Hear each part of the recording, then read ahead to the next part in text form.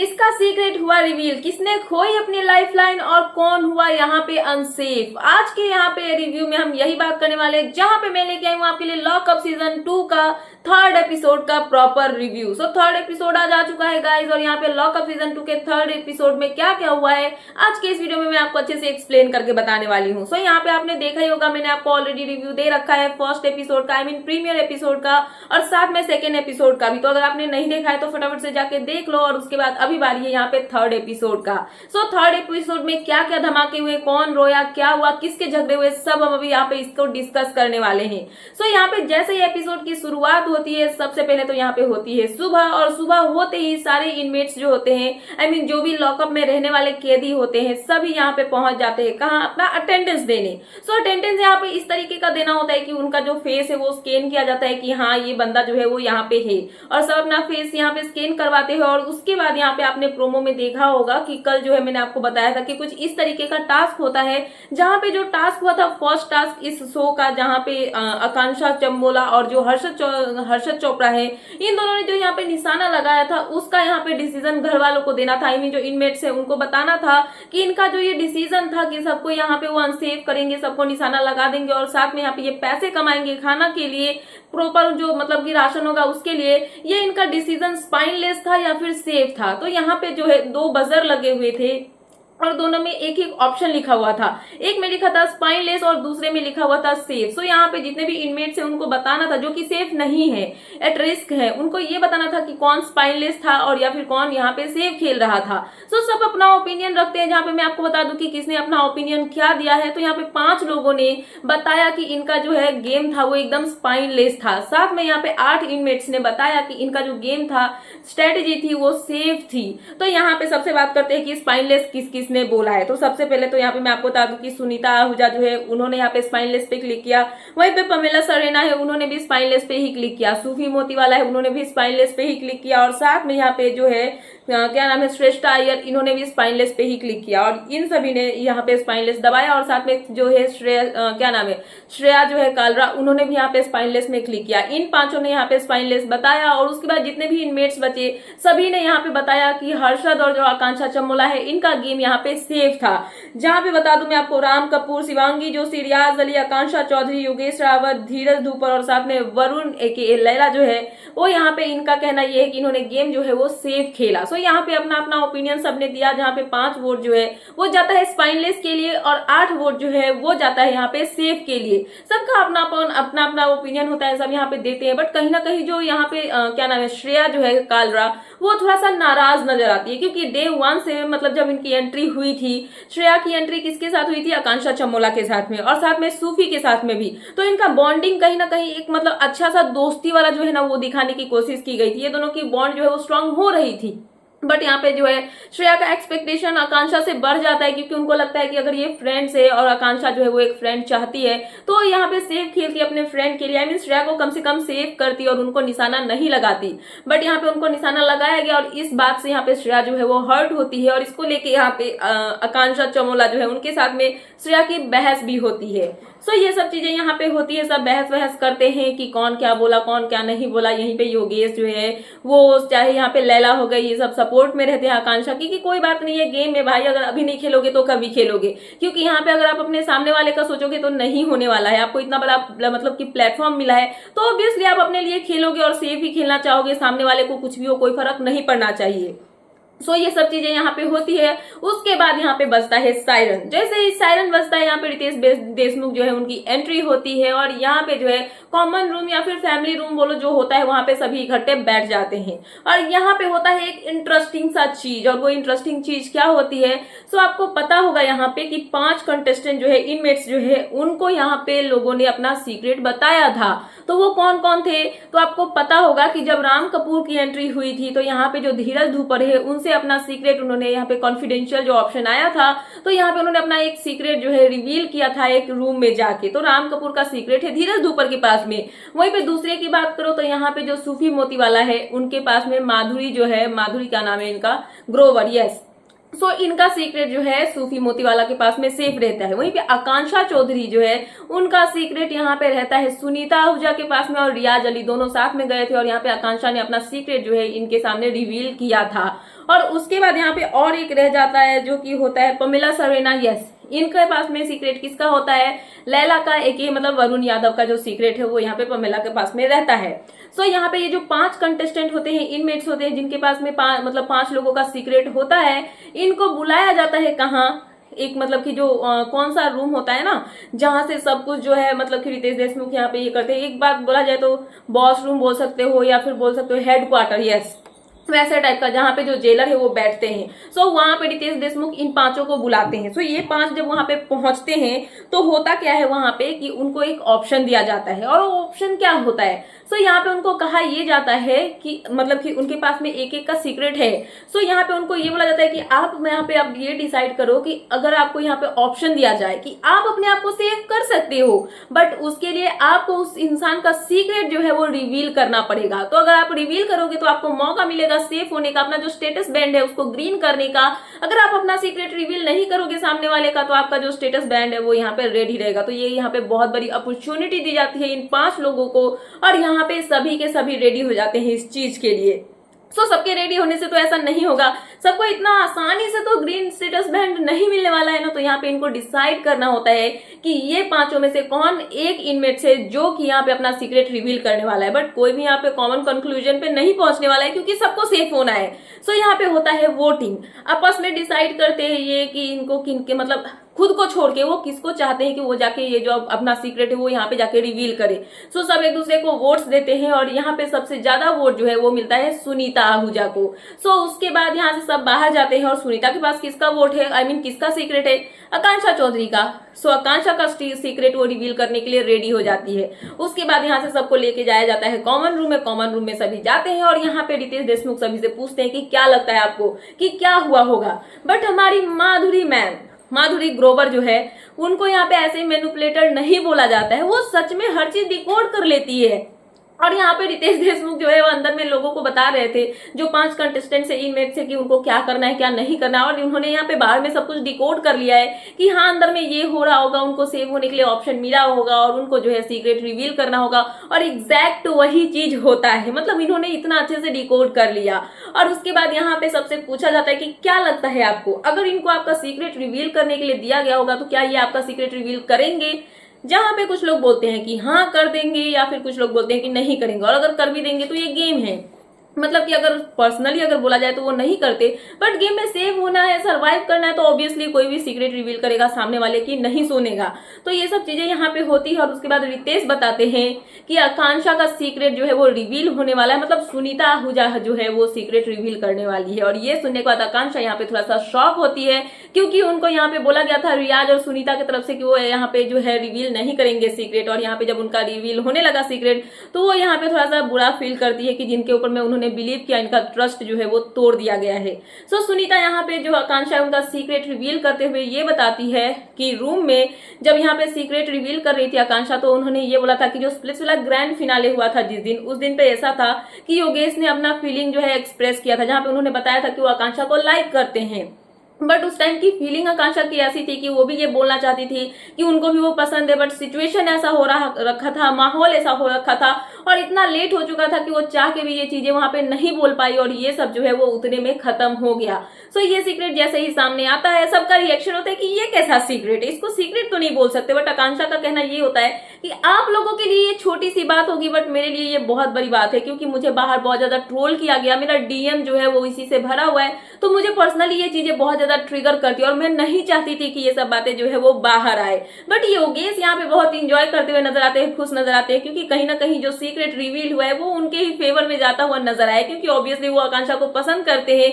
और जब secret reveal हुआ है तो उनको तो खुशी हुई, क्योंकि उनका जो एक्सप्रेशन था वो देख के पता चल रहा था कि वो कितने खुश नजर आ रहे हैं, क्योंकि वो लैला को देख देख के मुस्कुराए जा रहे थे। सो ये सब चीजें यहाँ पे होती हुई नजर आती है। सो इसके बाद क्या होता है, सब यहाँ पे रितेश देशमुख जो है ये सब बातें बोल के यहाँ पे चले जाते हैं। और क्योंकि जो सुनीता है उन्होंने यहाँ पे आकांक्षा का सीक्रेट रिवील किया होता है, सुनीता का स्टेटस बैंड हो जाता है ग्रीन, और वो हो जाती है सेफ। सो यहाँ पे 15 इनमेट्स में से 3 इनमेट्स जो है वो सेफ हो जाते हैं, जो कि होते हैं हर्षद चोपड़ा, आकांक्षा चमोला और साथ में यहाँ पे सुनीता आहूजा, और बाकी सारे यहाँ पे एट रिस्क है, आई मीन सभी अनसेफ है। उसके बाद यहाँ पे जब रितेश देशमुख चले जाते हैं तो यहाँ पे आकांक्षा का ब्रेकडाउन होता है। वो इमोशनल होती है कि वो नहीं चाहती थी कि उनका जो सीक्रेट है वो ऐसे बाहर आए, और सबसे ज्यादा उनको यहाँ पे बुरा इस बात का लगता है कि रियाज पे उन्होंने बहुत भरोसा किया था और रियाज ने सुनीता को वोट दिया कि उनका सीक्रेट जो है वो रिवील हो जाए। तो यहाँ पे वो हर्ट होती है रियाज के एक्शन से। वहीं पे रियाज का कहना ये होता है कि मुझे ऐसा लगा कि अगर मैं सुनीता जी को अपना वोट दूंगा तो सुनीता को और रियाज को दोनों को, तो यहाँ पे आकांक्षा ने ही अपना स्टोरी बताया था, जो भी सीक्रेट था वो रिवील किया था, तो यहाँ पे रियाज और जो सुनीता मैम है वो दोनों सेव हो जाएंगे। बट ऐसा नहीं हुआ, बस एक ही कंटेस्टेंट आई मीन इनवेट्स जो है वो यहाँ पे सेफ हुआ है। सो रियाज भी अपनी जगह पे सही होता है, अपना यहाँ पे गेम खेलने की कोशिश करता है, और वो कहीं ना कहीं बोला जाए तो एक कंपटीशन मान के आकांक्षा को यहाँ पे लाइफ लाइन जो है वो रिमूव करना चाहता था। और इसी की वजह से जैसे ही आकांक्षा का सीक्रेट रिवील हुआ, आई मीन आकांक्षा चौधरी का, वो यहाँ पे अपना एक लाइफ लाइन खो देती है। सो यहाँ पे ये सब चीजें होती है जहाँ पे आकांक्षा जो है वो इमोशनली ब्रेक डाउन होती है, रोती हुई नजर आती है। वहीं पे सब उनको समझाते हुए नजर आते हैं, और उसी एक साइड में ऐसा दिखाया जाता है कि हर्षद चोपड़ा और शिवांगी जोशी जो है वो यहाँ पे डिस्कस करते हुए नजर आते हैं कि जो भी हो, इनका दिमाग जो है वो बच्चों वाला है, ये सब अभी समझ नहीं पा रहे हैं। बट कहीं ना कहीं मैं चाहूंगा कि योगेश अब नेक्स्ट टाइम से ऐसा कुछ भी स्टेप ना लो जिससे ये सब जो है सिचुएशन खराब हो, ये हर्ट हो, ये सब चीजें नहीं होनी चाहिए। सो ये सब यहाँ पे डिस्कशन होता है।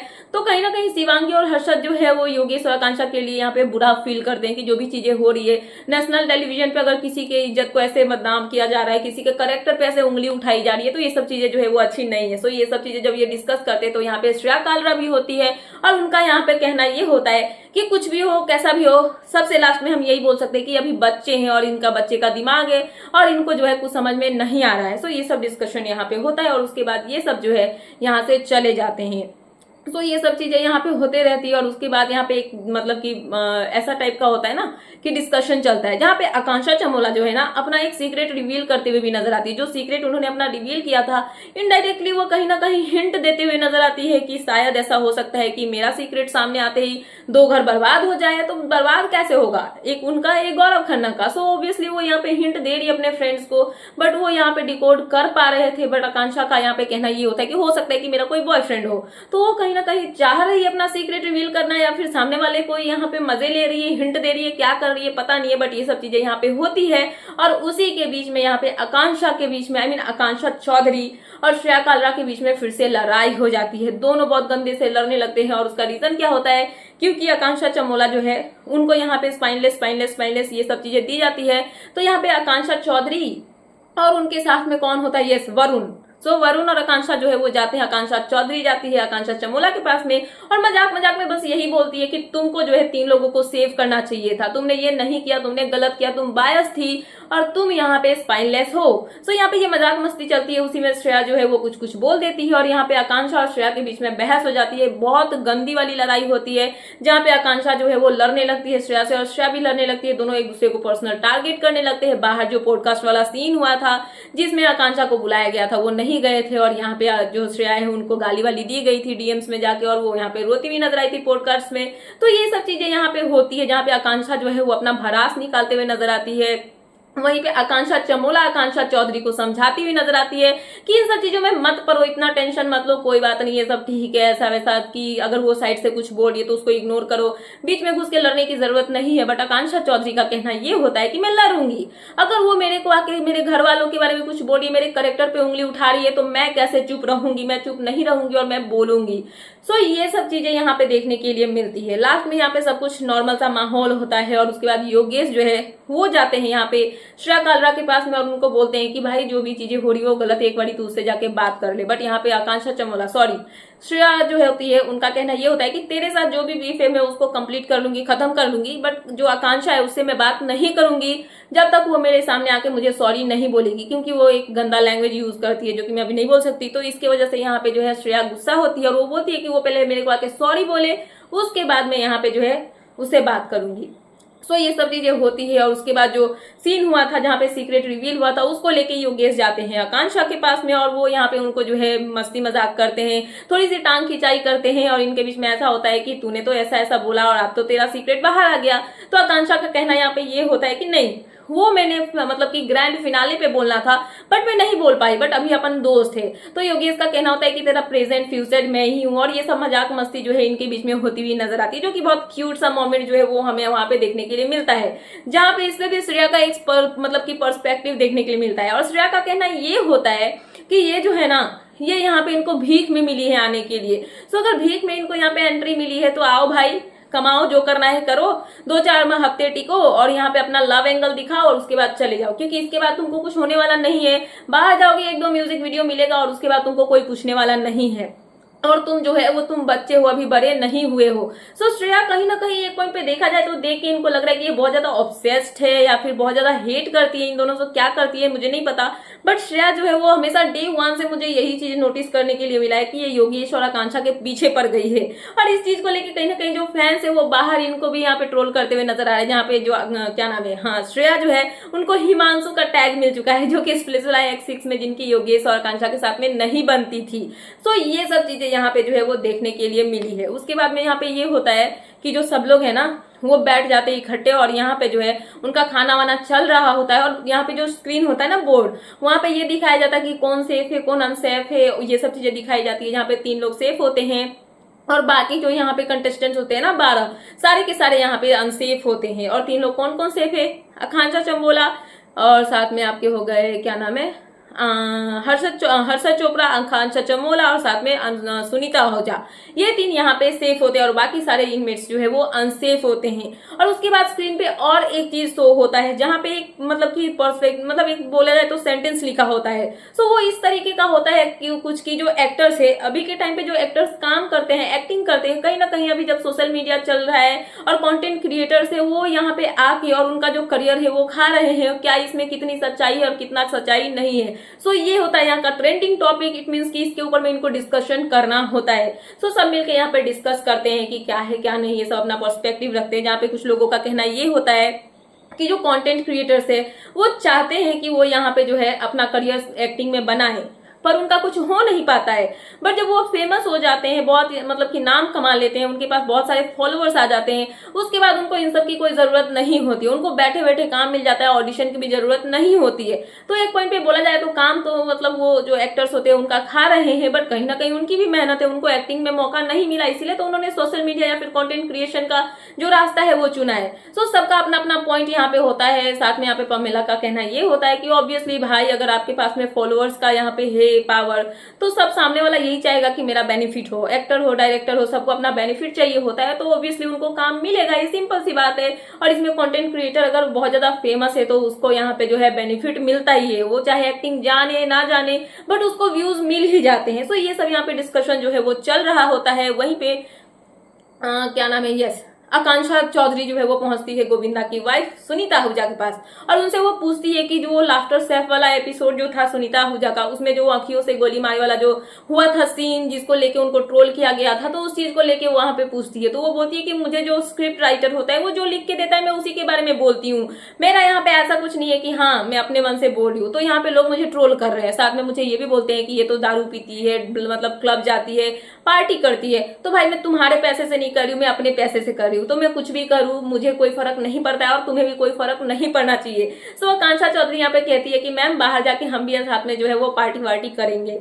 और साथ में यहाँ पे एक और चीज जो सुनीता आहूजा है वो बोलती हुई नजर आती है, जहाँ पे वो कहती है अपने और कृष्णा जो है, कृष्णा मतलब कि जो कॉमेडियन है उनके बारे में, और यहाँ पे साथ में क्या नाम है, कश्मीरा उनकी वाइफ जो है, मतलब कृष्णा जो है वो गोविंदा के भांजे हैं, और उसको लेके यहाँ पे वो बोलती है कि 14 साल से हमारे बीच में बातचीत नहीं हो रही थी, पर जब गोविंदा को गोली लगी थी तो ये लोग हॉस्पिटल पहुंचे थे, और जो क्या नाम है कश्मीरा, वो यहाँ पे गोविंदा की वाइफ जो है सुनीता आहूजा, उनके कदमों में गिर के यहाँ पे माफी मांग रही थी, और उन्होंने बोला कि हमसे बहुत बड़ी गलती हो जाए और जो भी हुआ वो हमें माफ कर दो। सो उसके बाद मुझे भी बहुत बुरा लगा, मैं भी बहुत इमोशनल हुई, और जो भी था बीफ हमारे बीच में हमने सब खत्म किया और हम सब जो है वो एक साथ हो गए। सो ये सब चीजें यहाँ पे जो है वो बातें रिवील की गई, जहाँ पे जो माधुरी मैम है, माधुरी ग्रोवर, वो बहुत मजे लेते हुए नजर आई, और उनका कहना ही था हाँ कृष्णा ने ऐसे किया था, कश्मीरा ने ऐसे किया था, तो वो कहीं ना कहीं मजे लेते हुए नजर आई, और ये सब चीजें यहाँ पे जो है वो हमें देखने के लिए मिली। उसके बाद जो है रूम में जाते हैं सब सोने के लिए, सोने का टाइम हो जाता है और यहाँ पे जो है डिस्कशन चलता है कि कैसे जो किसिंग सीन होता है किसी मूवी में, किसी मतलब फिल्म में या फिर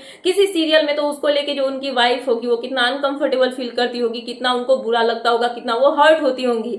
और ये सब चीजें यहाँ पे कहना होता है माधुरी ग्रोवर का, और इस पे राम कपूर अपना पॉइंट रखते हैं और उनका कहना ये होता है कि नहीं, ऐसा कुछ नहीं है, आप अपने वाइफ को जितना फील करवाओगे सेफ सिक्योर, उसको इतना बुरा नहीं लगेगा। और मेरी वाइफ मुझ पे बहुत प्राउड फील करती है, मैंने 3 ऐसे सीन्स किए हैं बट मेरी वाइफ को कुछ भी इसमें प्रॉब्लम नहीं है, मैं उसको बहुत सेफ फील करवाता हूँ और वो बहुत खुश होती है और बहुत प्राउड भी फील करती है। सो ये सब चीजें यहाँ पे इनके बीच में डिस्कशन चलता है। वहीं पे योगेश और आकांक्षा भी है, वो भी साइड में बैठ के जो है इनके मजे लेते हैं और बोलते हैं कि ये सब क्या डिस्कशन कर रहे हैं, ऐसा कुछ भी मतलब बात होता है कि जिसपे डिस्कस किया जाए। तो ये सब चीजें यहाँ पे होती है, रात होता है और सब लोग जो है वो सो जाते हैं। उसके बाद सुबह उठते हैं और यहाँ पे फिर से जो है रिलेशनशिप को लेकर डिस्कशन चलता है, जहाँ पे आकांक्षा चमोला का रिएक्शन देखने के लिए मिलता है कि कैसे कोई भी फिजिकली इंटीमेट होता है तो उस चीजों को लेके यहाँ पे बोला जाता है कि वो गलती से नहीं होता है बल्कि जानबूझ के किया जाता है। और इस चीज को लेके राम कपूर और जो आकांक्षा चमोला है इनके बीच में बहस भी होती है। ये सब चीजें हमें यहाँ पे देखने के लिए मिलती है और उसके बाद जो 3rd एपिसोड है वो खत्म हो जाता है और आ जाता है नया प्रोमो जो कि होता है 4th एपिसोड का। और वहां पे ये दिखाया जाता है कि फराह खान की एंट्री होती है कॉमन रूम में और जैसे ही फराह खान आती है यहाँ पे कुछ ऐसा होता है कि उनका कहना ये होता है कि जितने भी सेफ कंटेस्टेंट्स है, सेफ इंटीमेट्स है, जो कि है हर्षद चोपड़ा, आकांक्षा चमोला और साथ में कौन होती है, यस सुनीता आहूजा, ये 3 जो यहाँ पे सेफ होते हैं ना, इनको ये कहा जाता है कि इनके पास ऑप्शन है कि ये किसी को सेव कर पाएंगे और साथ में 5 लोग ऐसे होंगे जिनके ऊपर में ये चार्जशीट फाइल कर पाएंगे। तो किसके ऊपर में चार्जशीट फाइल होगा ये तो हमें कल पता चलेगा, पर फिलहाल उनको जो है जो मतलब लॉकअप रूम होता है, क्या बोलते हैं वो हेडक्वार्टर होता है ना, वहां पे इनको बुलाया जाता है और इनसे पूछा जाता है कि सबका प्रोफाइल दिखा दिखा के कि कौन इनको सही लगता है, कि इनको अनसेफ करना चाहिए, क्या करना चाहिए, जहाँ पे सब अपना डिसीजन देंगे और बताएंगे कि किसको ये सेव करेंगे, किसको ये अनसेफ करने वाले हैं। बट फिलहाल ये था कल का प्रोमो जहाँ पे बहुत मस्त वाला बवाल जो है वो मचने वाला है और ये था 3rd एपिसोड का रिव्यू। सो प्रॉपर रिव्यू मैंने आपको अपने स्टाइल में दे दिया, सिंपल सा और शॉर्टकट में, इतने कम टाइम में। तो आपको ये कैसा लगा और आपका क्या है इस पे राय, क्या है ओपिनियन, प्लीज मुझे कमेंट सेक्शन में कमेंट करके बताना। एंड ऐसे ही लेटेस्ट अपडेट पाने के लिए प्लीज मेरे चैनल को सब्सक्राइब करना एंड बेल आइकन प्रेस करना ताकि मेरे आने वाले सारे वीडियोस के नोटिफिकेशंस आपके पास टाइम पे पहुंचते रहे। सो मिलते हैं नेक्स्ट वीडियो में। So thanks for watching and bye bye.